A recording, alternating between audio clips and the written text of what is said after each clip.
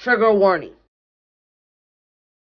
What's going on, family? So today I'm back with another one. Let me tell you right now, though, this is another case video. Since we can't do my Steve Wilkos and all that, I do need to let you guys know ahead of time. This touches on assault. This touches on mental, physical, emotional abuse in major ways. So if you cannot watch this video, you can go to another video of mine. Thank you. I can tell you this, I'm going to have trouble getting through this video myself. So it's a possibility y'all might not see this. But I will record it as if you are. This video is about the Michelle Blair case. The woman who her two children because they were assaulting her other two children. I'm in the middle of editing and I actually need to make a correction. The daughter is who was in both of them. I don't know if you would consider the other one in both of them, but they did perform acts on each other, so I don't know how you would look at that. But the daughter was absolutely in both of them. It's really bad. It's truly bad. So we are going to get into this. Sorry, I'm still editing this video. I just wanted to warn y'all, disturbing pictures right now.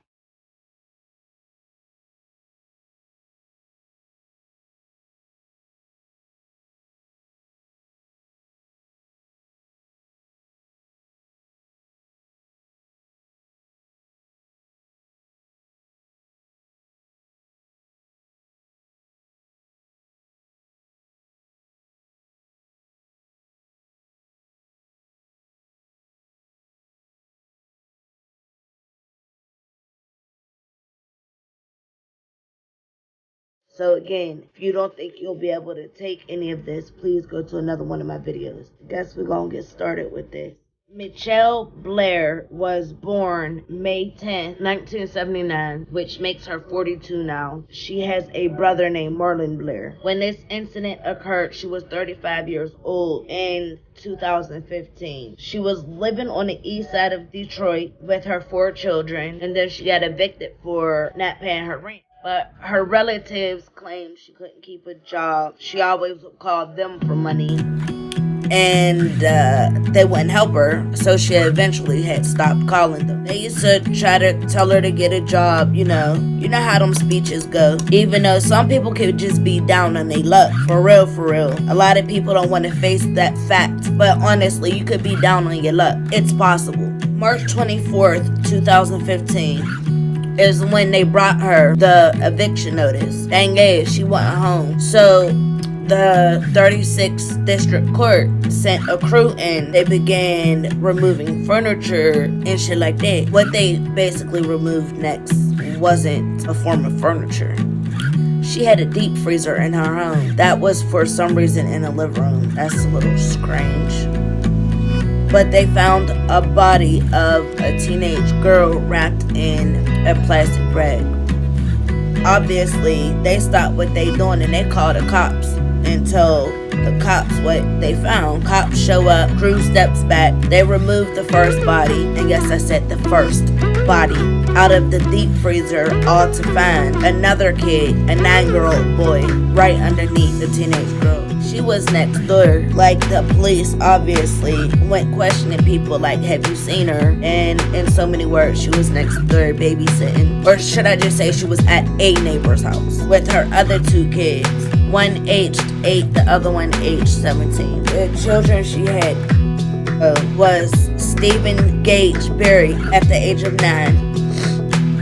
Stoni and Blair, 13. But what shocked the police was after they questioned her literally for a second or so, they arrested her. This gets deep, yo. She said she was sorry as they were like taking her away. They had taken the bodies to morgue to thaw out for 3 days. That way they could perform an autopsy. I don't know why investigators seem to do this. Like, it's already fact that if those 2 children were missing, that's the 2 children you're looking for. They did all that to identify the fact that it was Stoni and it was Stephen. The medical examiner had ruled it a homicide and determined that those kids was in the freezer for years. let me say it like this. A few years, at least. Yo, this gets a little more shocking. Actually, it gets more and more shocking as I go. So y'all might as well brace yourselves. For real, y'all should pause this, go get some wine, go get something, for real. Sleeping pill, something to calm your ass down, cause it gets real. Michelle confessed to them at the Wayne County Circuit Court. Michelle said to Judge Dana Hathaway, she her demons after finding out they were her youngest son, which is their youngest. She said she came home one day, August 2012, found her son simulate activity with using dolls. She then said, what are you doing? Like, did anybody ever do this to you? And let me say this ahead of time, if you haven't picked up on it yet. This happened to her as a kid. She was in a very, very toxic environment. She had to see the guy that did what he did to her continuously, even after telling her mom. Her mom said to her, well, it's over with now, so what the you want me to do about it? No, her mom really said that. It's over now, what the do you want me to do about it? She had asked her son if anybody has ever done that to him. So he says, Stephen has. So she storms upstairs to go say something to Stephen. She want to ask questions. She want to know what it is. She said that Stephen said, yeah. He legit confessed, yeah. She starts punching and kicking him.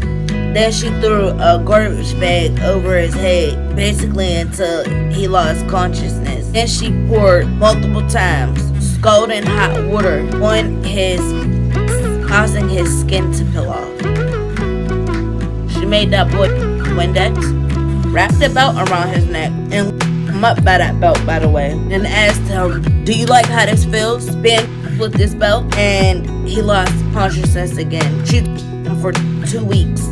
By doing everything I just said over those 2 weeks. He passed August 30th, 2012 from all the injuries. And she ended up putting him in the deep freezer and contemplating calling the cops. But when she told her son she was going to call the cops and turn herself in, he said, no, I don't want you to leave me. That's why she thought to put him in a deep freezer. So, some months later, she found out that Stoni was also her youngest son. So she started starving Stoni and was living shit out of her. And that's not a joke. I mean, she beat the living shit out of her. 2013. Again, she was going to turn herself in, but her son begged her not to. So she stuffed Stoni in a deep freezer too.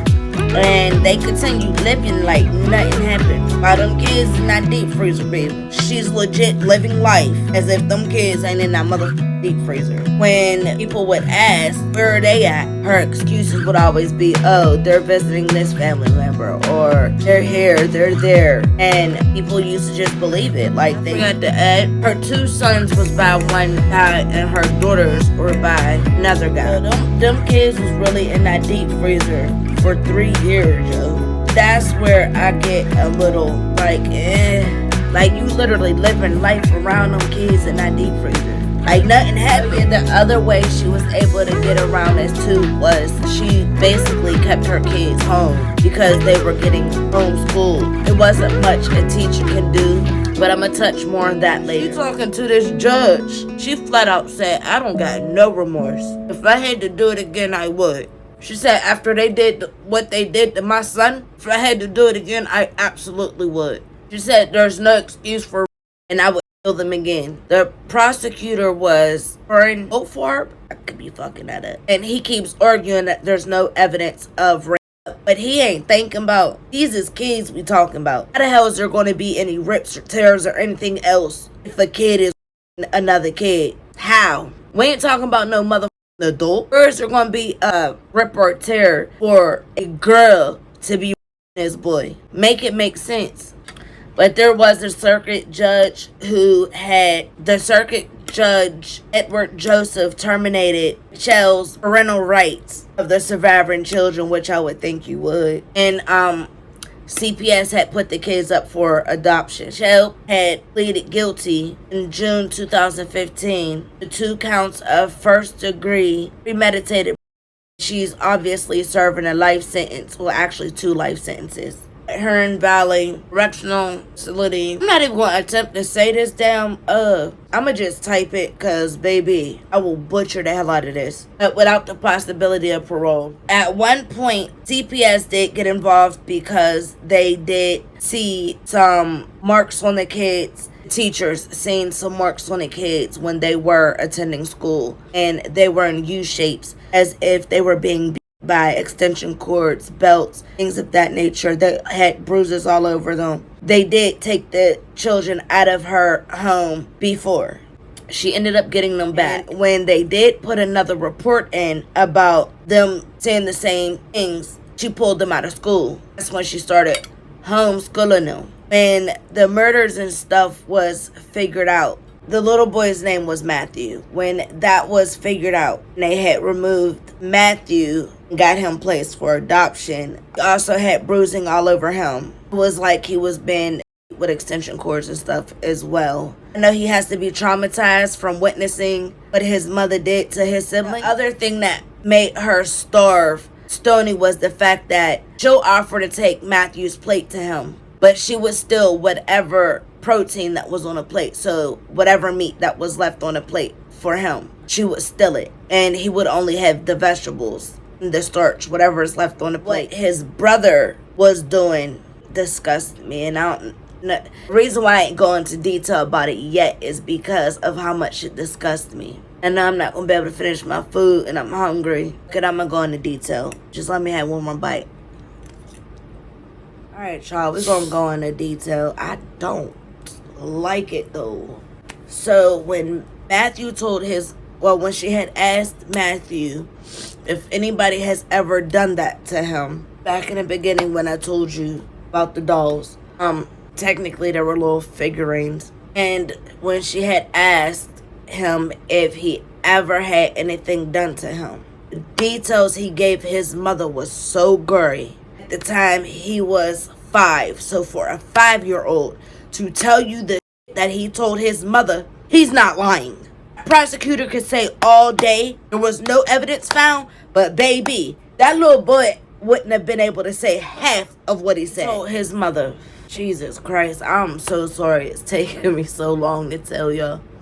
He told his mother that Stephen would hold his face. I don't know if some of y'all do this, but plastic on your mattress when you bed for your kids in case they like wet the bed or anything, have any accidents at all. I know I used to do that. Sorry if y'all hear my voice is different too. I actually have a cold. But had the plastic on the bed, Stephen hold Matthew's face down to the plastic on the bed while he's doing stuff to him. He will also put his face down to the point to where that boy passed out multiple times over the years. But also just hit him for no reason.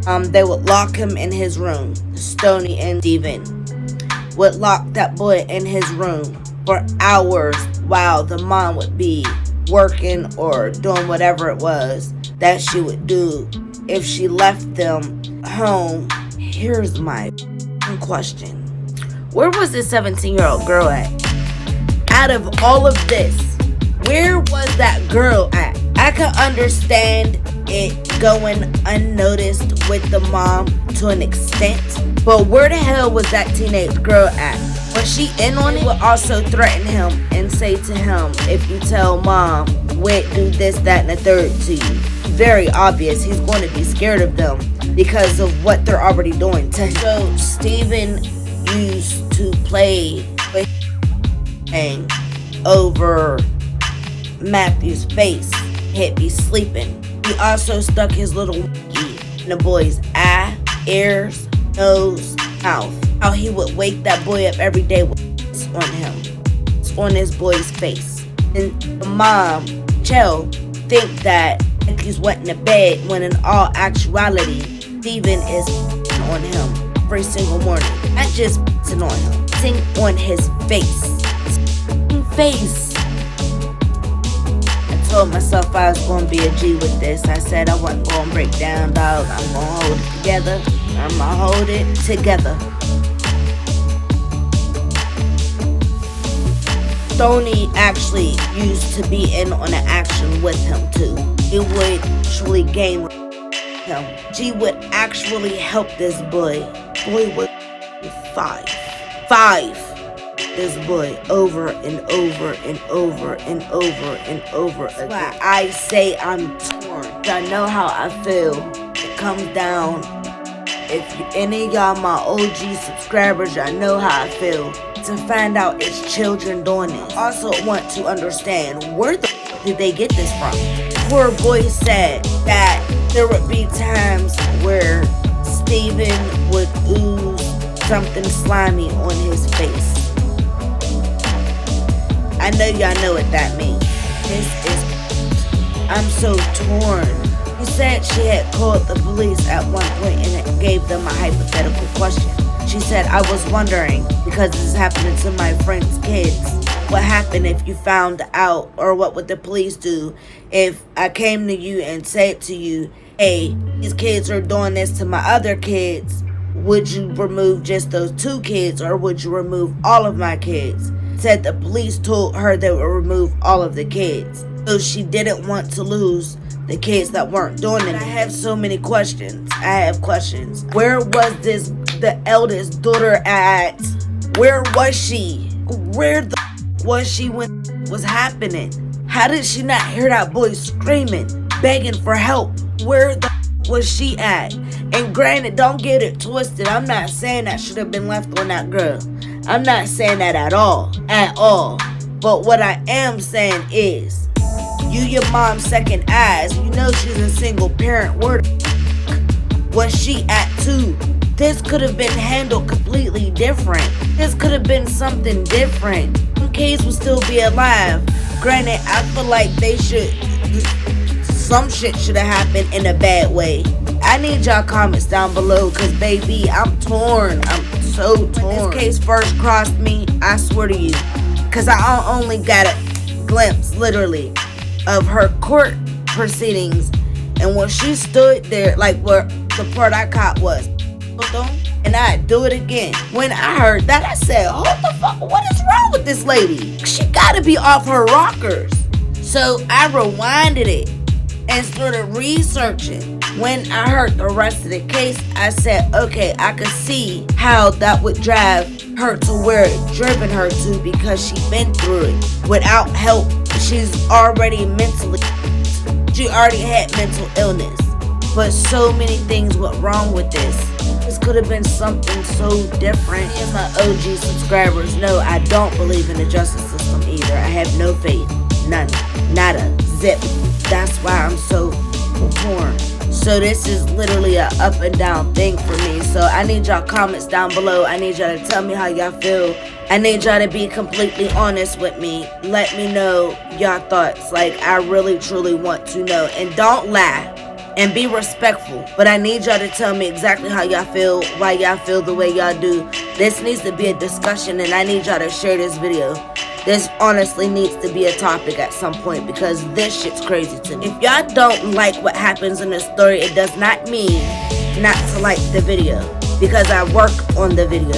If you like the video, you're basically complimenting my work.